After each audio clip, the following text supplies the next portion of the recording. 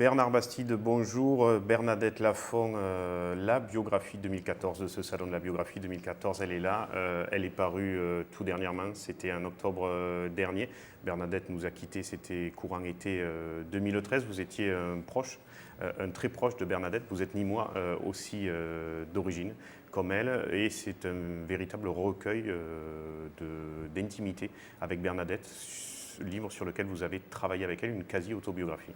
Oui, j'ai envie de dire, c'est presque un livre d'amour, quoi, hein. C'est une preuve d'amour de cette relation formidable que j'ai nouée d'amitié sur le long cours avec elle. J'ai eu la chance de la rencontrer en 1987. Elle était présidente des ateliers cinéma de Nîmes, donc qui étaient destinés à former des jeunes gens au métier du cinéma. J'étais moi-même un jeune cinéphile nîmois, rêvant de cinéma, rêvant de Paris, et je l'ai rencontrée à Nîmes, place du Marché. Nous avons signé ensemble des livres, puisque mon premier livre était consacré au Miston de François Truffaut, qui était le premier film de Bernadette. Et à partir de là, nous avons noué une amitié qui s'est renforcée quand je suis allé vivre à Paris et qui, a quelque temps, a pris la tournure de ce livre, puisque je lui ai proposé, je me souviens de l'expression, je lui ai dit, ça serait bien si on faisait un beau livre d'images, parce qu'elle avait déjà des autobiographies qui étaient sorties, mais jamais un album. Et donc, on a mis en route il y a 2 ans ce livre avec l'aide de Bruno Dohan, donc Atelier B, qui est aussi nîmois. Un éditeur nîmois. Oui. Voilà, et on a fait ce livre vraiment à 3 avec ce partenariat. Et Bernadette a été formidablement présente dans toutes les phases d'écriture, de préparation du livre. Elle m'a donné de très longs entretiens chez elle à Paris, donc j'allais la voir régulièrement toutes les semaines. On parlait de 4-5 de ses films que j'avais pris le soin de voir ou de revoir avant. Elle m'a ouvert ses archives, aussi bien à Paris qu'en Cévennes. Oui, vous me disiez que vous aviez pu utiliser des lettres de François Truffaut, par exemple. Des correspondances inédites de Truffaut, de Chabrol, mais aussi une correspondance qu'elle avait entretenue avec sa mère entre 1956 et 1960, au moment où elle est partie à Paris, où elle a épousé Gérard Blin, le comédien. Voilà, elle a été d'une très grande disponibilité. Elle a fait une préface manuscrite. Elle a légendé, quelques jours avant sa disparition, elle a légendé à la main un certain nombre de photos qui lui tenaient à cœur. Donc il y a son empreinte, elle est là, très présente. Et quand elle est partie, on n'a absolument rien changé à la maquette qu'elle avait validée. Et on a voulu que ce livre soit le témoignage de l'énergie, de la vie de cette femme-là, et ne soit surtout pas un livre nécrologique. On a voulu garder ce mouvement, on a voulu garder cette fraîcheur, cette spontanéité, cette générosité qui était la sienne. Cette joie incarnée, effectivement. Voilà. Alors, ce qu'on sait moins, c'est qu'avant de devenir la Mistonne de Nîmes, Bernadette était originaire, finalement, de Gardouningue, puisqu'elle est native du village de Saint-Géniès de Malboirès. Alors, elle est effectivement, elle a passé toute sa petite enfance à Saint-Géniès. Son papa était pharmacien là-bas. Voilà, son papa était pharmacien, d'abord à Saint-Géniès, puis à Nîmes. Mais elle avait des racines cévenoles aussi très fortes, puisque sa maman était originaire de Saint-André de Valborne depuis la nuit des temps. Elle était protestante, voilà, et elle a une maison de famille là-haut. Cévenole, moitié cévenole et moitié nîmoise.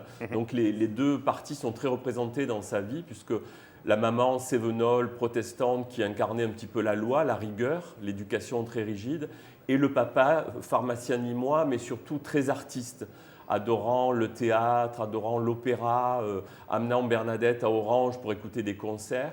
Donc il y avait les deux parties qui se fondaient effectivement dans sa personnalité.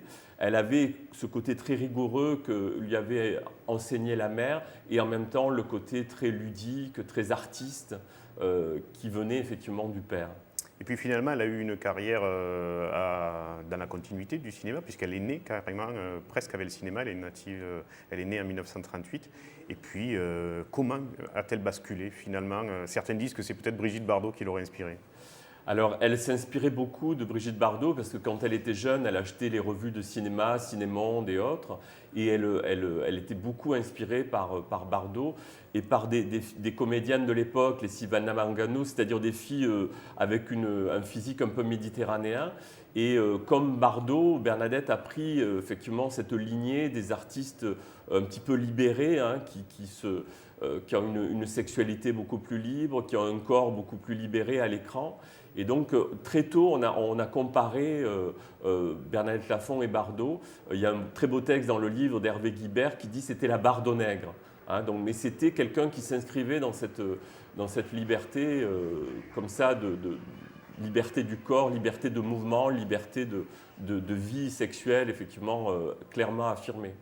Alors Mocky, présent ou témoignait le jour de ses obsèques, comme un coup de gueule sur l'absence totale du cinéma français ce jour-là, elle qui a marqué quand même de son empreinte 60 ans du cinéma. Oui, vous savez, Mocky, c'est l'homme des coups de gueule, hein, donc ça fait qu'un coup de gueule de plus. Il avait beau jeu de pousser ce coup de gueule, puisque lui a fait exactement 40 km pour venir de Nîmes, hein, et se rendre donc, à Saint-André-de-Valborne. Il était invité du festival Un réalisateur dans la ville. Bon, on sait très bien que de toute façon, il ne faut pas mourir en été. Il ne faut pas mourir loin de Paris. Et puis Bernadette était par excellence un électron libre, hein, quelqu'un qui n'a jamais été pris en charge par le monde du cinéma. C'était quelqu'un qui aimait beaucoup les artistes, les plasticiens, qui ne vivait pas effectivement dans le milieu du cinéma. Et peut-être qu'elle a payé quelque part un petit peu sa liberté.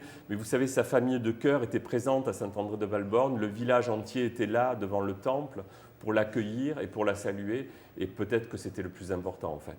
Puis les hommages n'ont pas tardé, donc celui d'ailleurs du maire de Nîmes, Jean-Paul Fournier, qui a voulu baptiser le théâtre municipal en son nom, Bernadette Lafont. Voilà, il y a eu beaucoup d'hommages. À celui du maire, moi je préférais celui de Bardot, qui a fait une très très belle lettre en disant j'ai perdu ma petite sœur, la vie ne sera plus pareille sans elle.